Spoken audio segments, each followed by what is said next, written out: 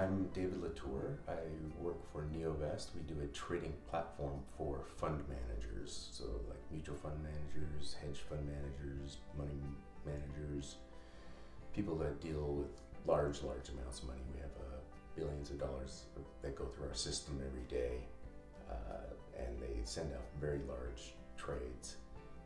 And as such, they have a lot of money on the line, and so our product needs to be understandable, be able to work with their workflow, and be stable.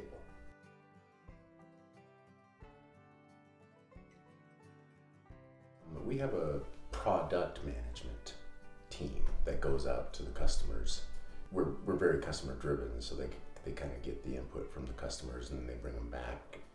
And then the business side and the technical side kind of looks at how long it will take and how many resources. And then the business side determines the monetary value of the project, and then we kind of prioritize them from there. And that's actually how it does work. So there's things in project management, they're the way it's supposed to work and then the way it really does work.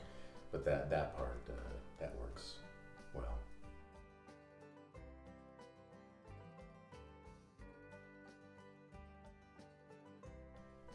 We take the projects that come from the product management team, and we usually try to have a certain number of releases per year.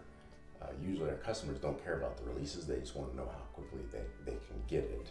When we schedule it, we still have to go and we have to ask, we have to decide who's going to be doing it.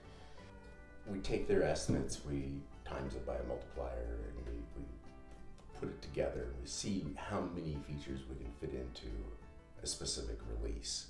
And usually we overplan every time, no matter how many or how little we plan for, we always overplan because something's always coming up. Some important customer comes in and they want another project done, and so that has to take precedence over whatever you've already planned. And so a lot of times you want to leave slack, but it seems like you never do leave enough slack to make up for that.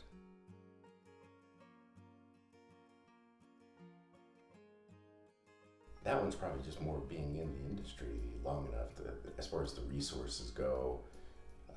There's a lot of unknowns. It's finding really it's about knowing the people that work underneath you, what their strengths are. And so certain people are in charge of different things, and as you design it, you bring them in and make sure that your design is good, that they agree with it. So it's just knowing the people, going and talking with them, making sure that they understand the product before you even give anything back to the customer, saying how long it's going to take. In software development, the customer sometimes doesn't know what they want, and so it has to be a cycle where you go to the developer, and the developer comes up with a completely different idea, and it's probably better, so you go back to the customer and you just kind of keep making sure that communication line is open.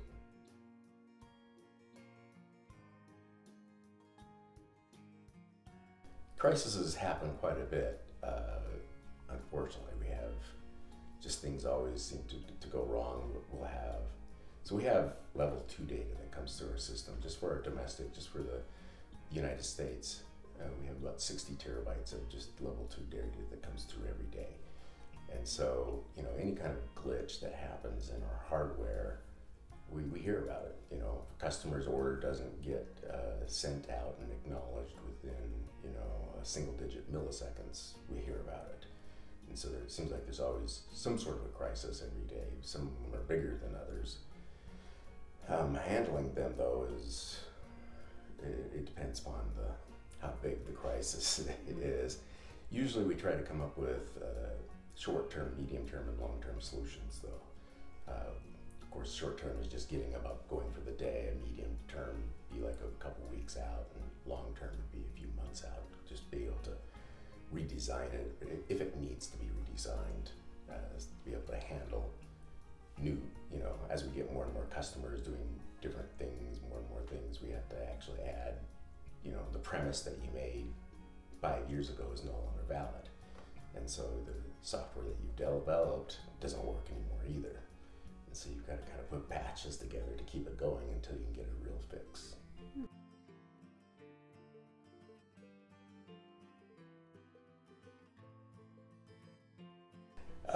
That's hard, actually. That is really hard to get the communication, particularly between the different teams. When I was given this job, that was one of the main problems that we had, and one of the things that I was given a mandate to improve. So we put together some of the process. You know, I'm not really a process for process person, but you got to have some process that everybody can agree on, so that everybody knows that what's going on.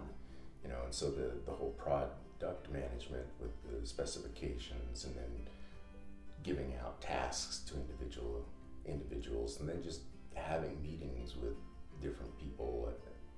So I have a team of project managers that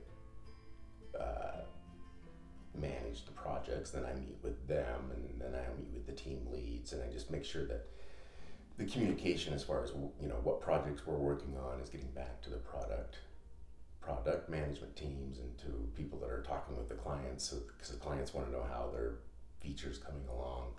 And it's a lot of communication. I had no idea how much job this really is. It's just about communications and meetings and talking with people and being yelled at and smiling and all of that. You know, what do you mean you're late? Well, you know, it happens. And you just have to. They don't really want to answer. They just want an apology. So you just sit and, you know, apologize. It's just like, sorry, here, have a beer or something. I don't know.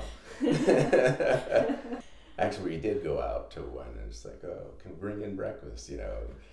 And then, actually, we were saying, well, can we bring in lunch? And one of them said, no, I want breakfast. And the other person was like, well, breakfast, that's the cheapest meal of the day. I want lunch. You know, it's not really bribery. It's just, you know, customer relations.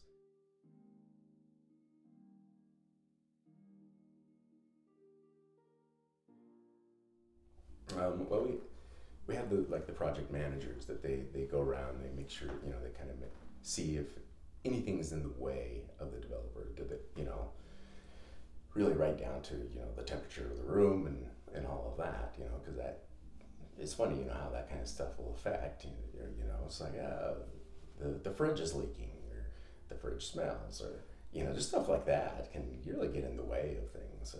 But they go around, they track, they do estimates, and you still have to,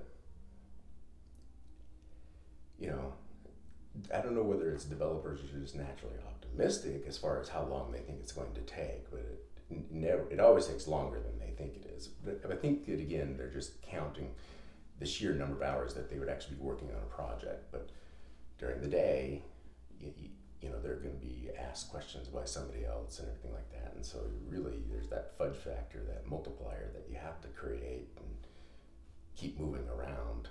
And hopefully you've got it large enough, because, you know, the whole idea here is to under promise and over deliver rather than the other way around. Mm-hmm. So it's just, it's about communication. It goes back to that other question there.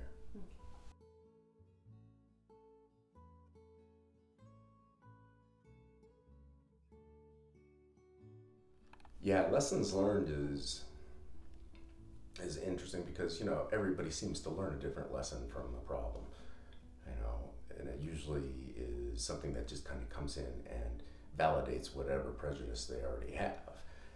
So, you know, what you learn and how you apply it is very subjective, unfortunately, I guess, in a way.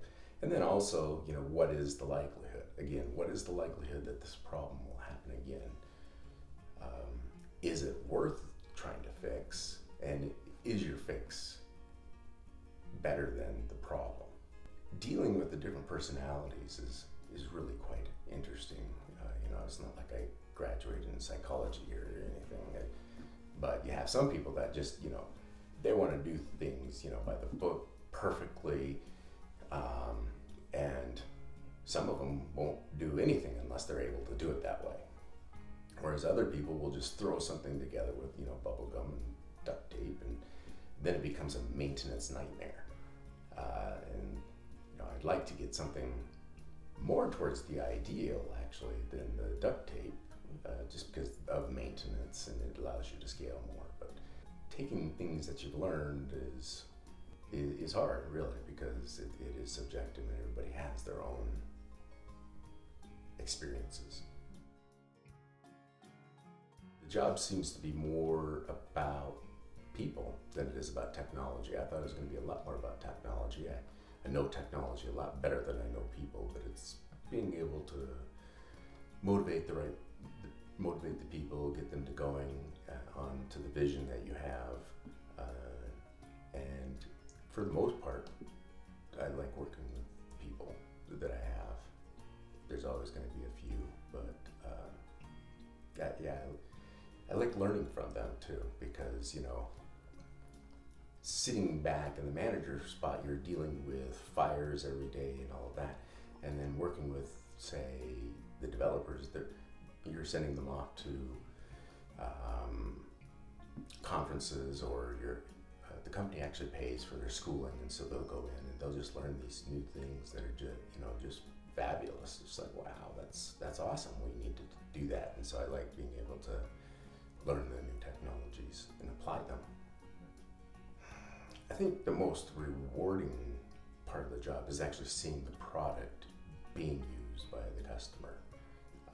I've been in companies before where you spend years working on a product, 9-day, 16-hour days or whatever, and then the product gets canceled, and then it's just like, what a waste of time